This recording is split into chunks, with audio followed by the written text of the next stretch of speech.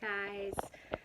So a while ago I joked with Eric that we would have some sort of tour about everything I needed to know about taking care of my spouse I learned by homeschooling. And it turns out that in our next stage of kind of catastrophic life going on here, my friends are dealing with homeschooling too. And I thought that maybe I would share a few things that sort of helped us through making a transition to homeschooling. As you guys do this, whether it's just for temporary or if you're going to be doing it more long term, there are some basics that hopefully will take some of the stress out of it for you as you adjust to trying to have them home all day and keep them on track and don't feel like you're putting up any barriers in sort of their path to success, because they will get there and they will still be awesome and successful regardless of what the path is for the next months or the rest of the school year. So you just have to remember that we're all in this together, and you've got resources everywhere you can imagine, as well as friends like we had who helped us out through so much, and I hope that I can be a resource for you too. I think one of the things that I learned is that around January or February, all homeschool moms want to give up, and we all are just completely overwhelmed. We feel like we don't have any of the skills we need. We've completely disappointed our kids, and what have we done to ruin their lives by deciding to homeschool? And at that point, you find a friend, and she says the exact same thing, and you finish a cup of tea, and it might be cold by the time you get to finish it, but you realize that it's time to take another look and kind of resort things. So that's sort of where you guys are at now, and you're going to have to take a look at what you're doing and how you can do this so that it works for your kids, but also how it works for you, because it's sort of a team effort and we're all in the trenches, and your whole family is going to have to make this adjustment together, and it will be a positive thing, I promise. It may not be easy all the time, but it will be a positive thing, and we can all laugh about this at some point when we're allowed out of our houses and in the same rooms together. We'll be able to laugh at this and how we adjusted and how we may do. And so we're going to kind of get back in sync and back into a rhythm, and we're going to come up with some new ideas, and we'll figure it out. One of the big things too is that you have to remember that your kids have been in school for a long time. Even if they're just in preschool now, they're used to that routine of structure and schedule and information sort of being fed to them by the teacher. They tell them the topic, they give them the information, they give them maybe a worksheet or an assignment, and your kids do it, and then they know where to turn it in or how to give it to the teacher, and there's this system. But now at home, we don't have all of that in place, and that's okay, and you're not expected to have all that in place. But it takes a little bit of transition for them to get out of that rhythm and that sort of system of being the baby bird waiting for the mom bird to put the food in their beak. So we need to figure out how to best get them to that point. And that's where you'll see a lot of people use the term unschooling. And while I'm not really an unschooler per se, as some people think about it, where they're totally free range and they don't have a schedule and they don't really have a curriculum as much as a child sought, kind of adventure in learning, we're a little more formulaic at our house. But we did have to kind of break down that system of what they were used to when they had been in school, because I'm not able to maintain that. And some of you might be able to, but I don't really think that many of us can. We don't have a whole administration behind us.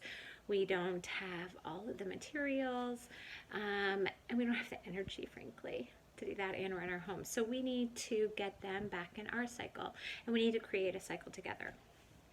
And the best ways to do that, I think, are to keep in mind that this doesn't mean we're going to stop learning. This is not spring break, still continued for the next however long we're here. But the way we're going to keep learning is going to look a little bit different, and some things are going to be relaxed, but we are going to have some sort of a schedule, and we're going to have some sort of routines, and we're going to have some priorities, and we're going to make those clear. Your kids can tell you their priorities, and you can tell them your priorities, and we'll get there, and those things will meet eye to eye. But it is going to be a little adjustment, and I would give yourself a week or two of that kind of transition, and don't give up while that transition looks crazy, because it's going to probably look crazy for a while. But you guys all got to shake things loose, and that's okay, and we just have to give each other a little grace during this adjustment process. One thing to keep in mind also is that homeschool doesn't look like school.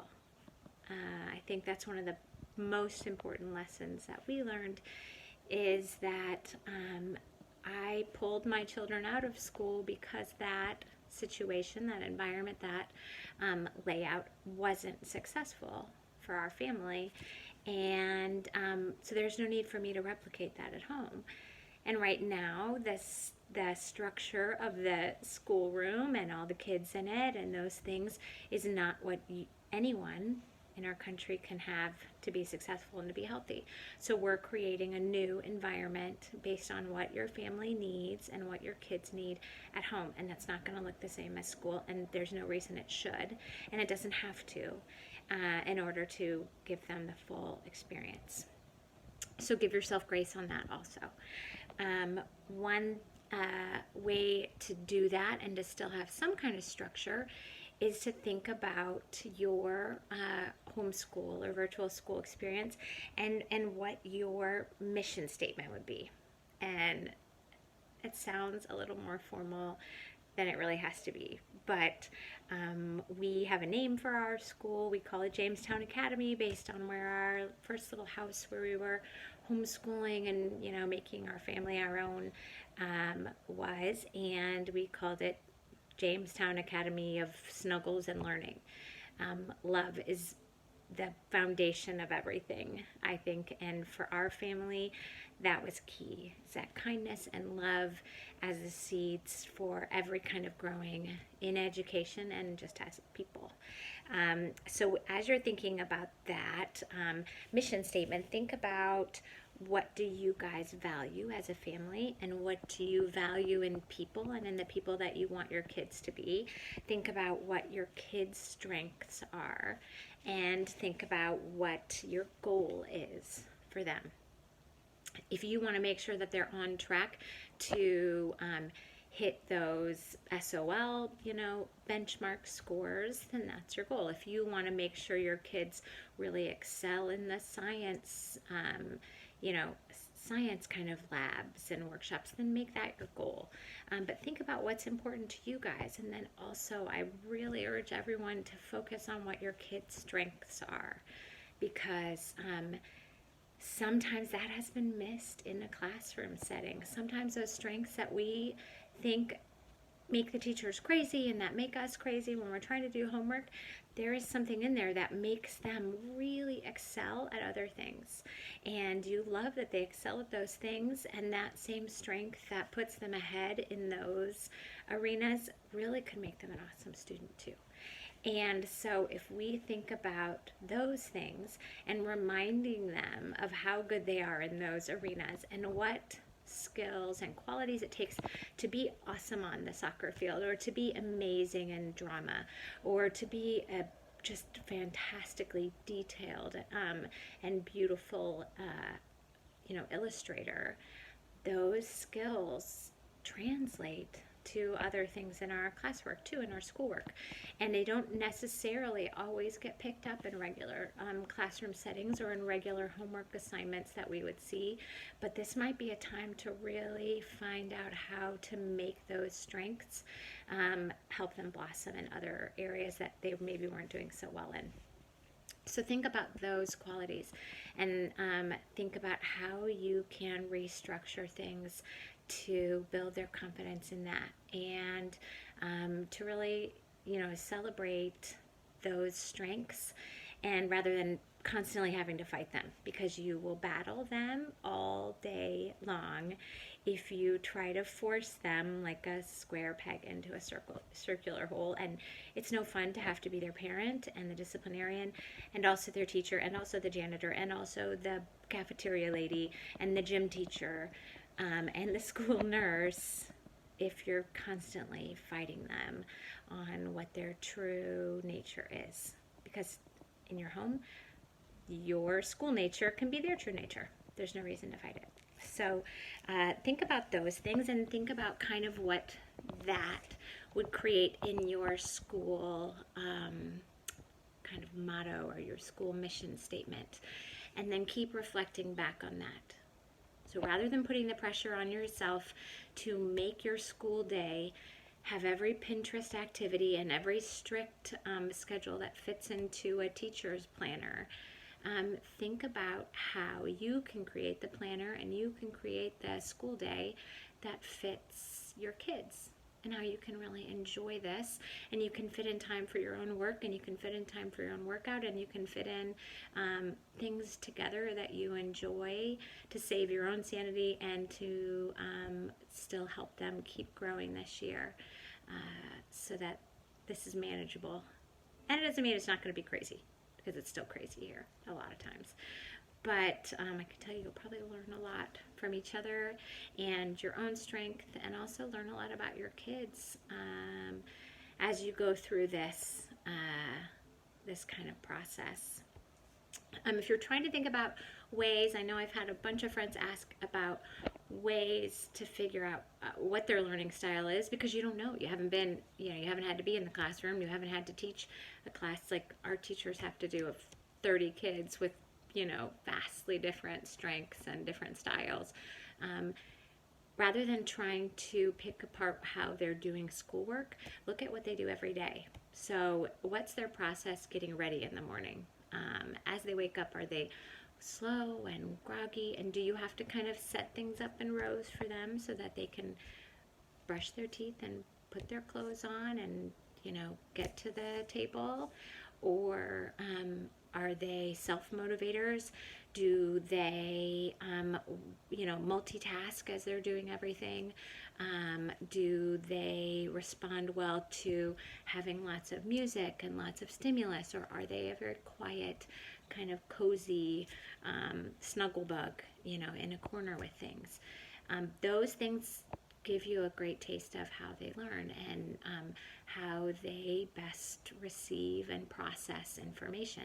Processing noise around us and the chaos of life, that's how your brain processes. And as we adjust, how we present information to the kids, then we can see how they are best able to process it. And learning is the same as, learning in a schoolroom is the same as learning just in life and, cause and effect of things. So think about how they do those things and then see if there's a way that you can adjust to them.